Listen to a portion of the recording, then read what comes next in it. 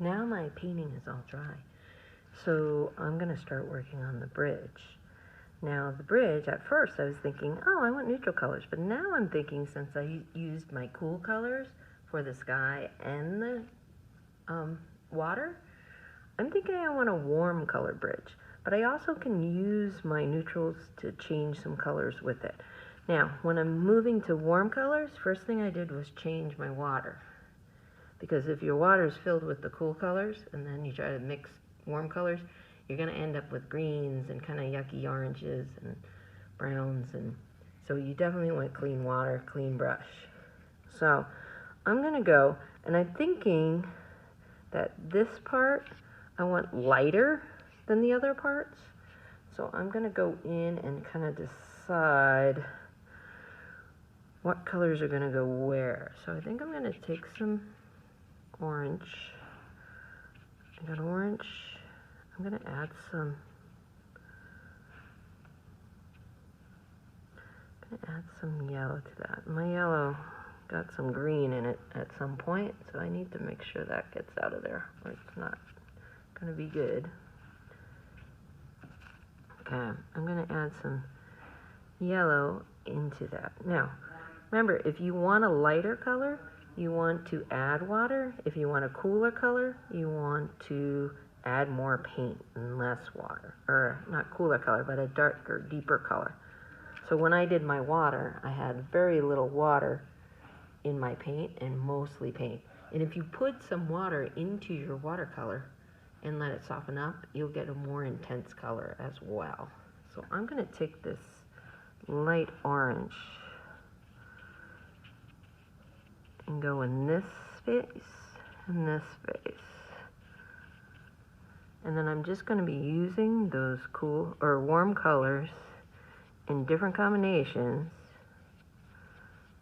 to create my bridge.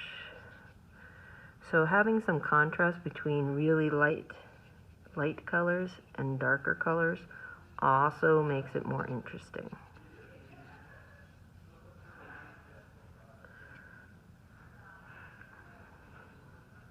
I think I'm going to do this band across a brighter yellow.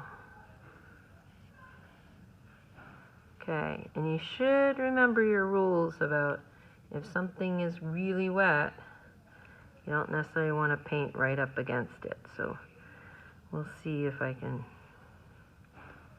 do some real yellow. So I'm just working through my colors and deciding what I want.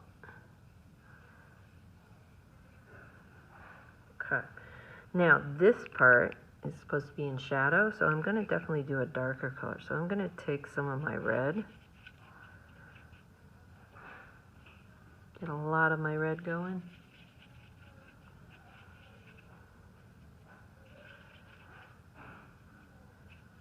See, I just add a little bit of water, and I'm just trying to dissolve the red a little bit more so I can get that brighter red and not end up with a pink. If you have too much water into things, you're going to end up with very pastel colors, very light colors.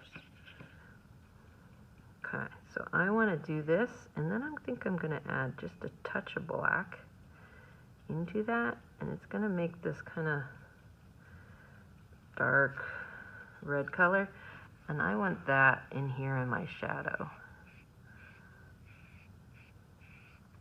because this is under the bridge, this little spot, so I wanted a much darker color.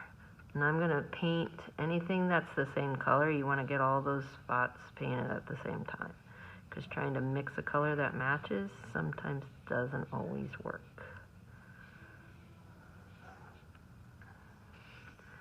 Okay, so I have all my bridge under the bridge parts. Okay, now I have this main part of my bridge.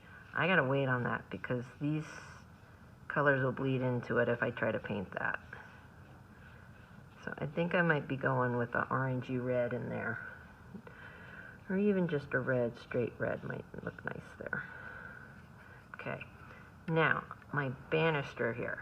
I might have to find a small brush, but if I don't have a small brush, if you just keep and paint with the tip only of your brush, you can get a pretty thin line.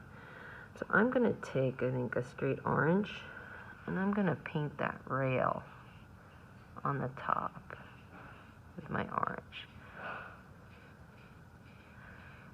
Now, I've been thinking about these spaces. Do I want the sky showing through there, or do I just want other pieces of the bridge showing through there?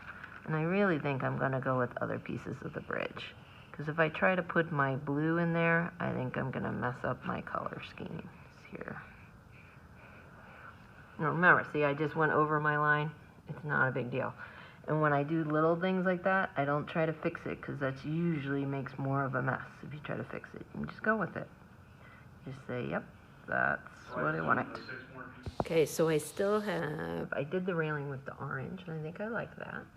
And then I think I'm not sure what I'm gonna do in these spaces, but I gotta wait until it dries. And then I need to wait to paint on this stuff until that area dries. When that all dries, then I can probably finish up my bridge. Okay, so now I'm on my last steps of what I need to do here to finish this off. Everything's dried that I've already painted, and now I'm gonna go in, and I'm thinking of more like a regular red. I think I'm just gonna go in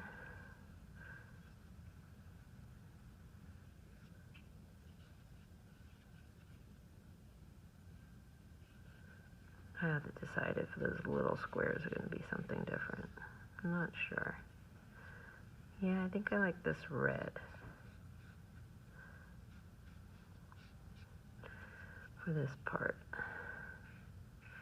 So I'm going to go ahead and paint all this red and then see where I'm at and what else I want to do. I'm not sure, maybe these little squares, I might do yellow again. And if that's the case, I'll have to wait until my red dries in order to do that.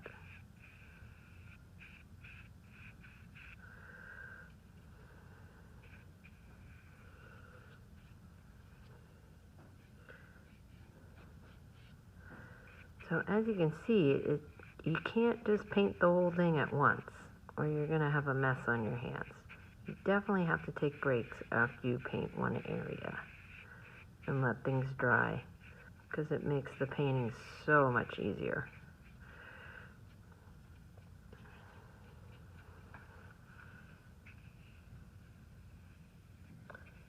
See, and I just dumped into the water a little bit, but it's okay because it's dry, so it's not going to spread all over the place and make a mess out of my painting.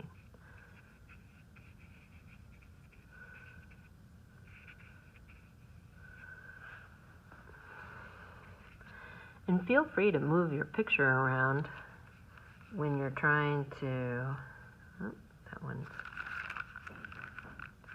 when you're trying to get to a spot. You can move around, or your painting can move around.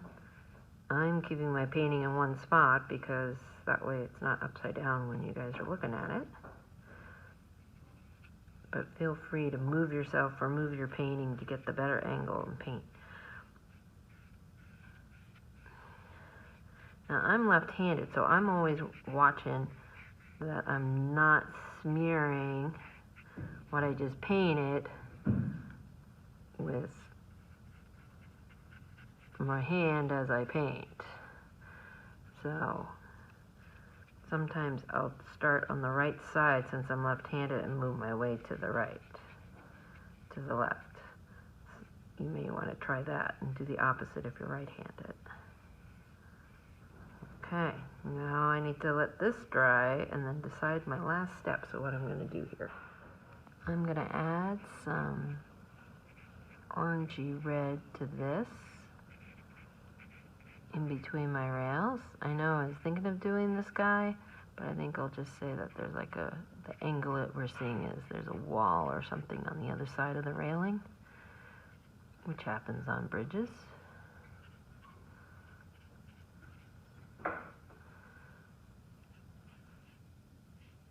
And then I still need to let the main part of the bridge dry before I add in these little squares, which might end up being the same color, maybe a little more yellowy orange. Okay, my last part.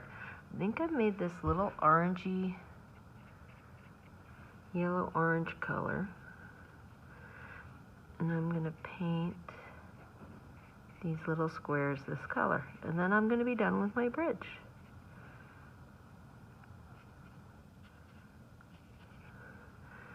Just so they're a little different, but they're all the same over the entire painting. The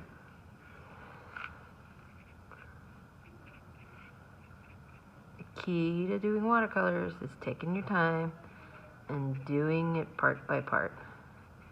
If you're impatient, it's going to be messy and not look as good. There you go. My bridge is done.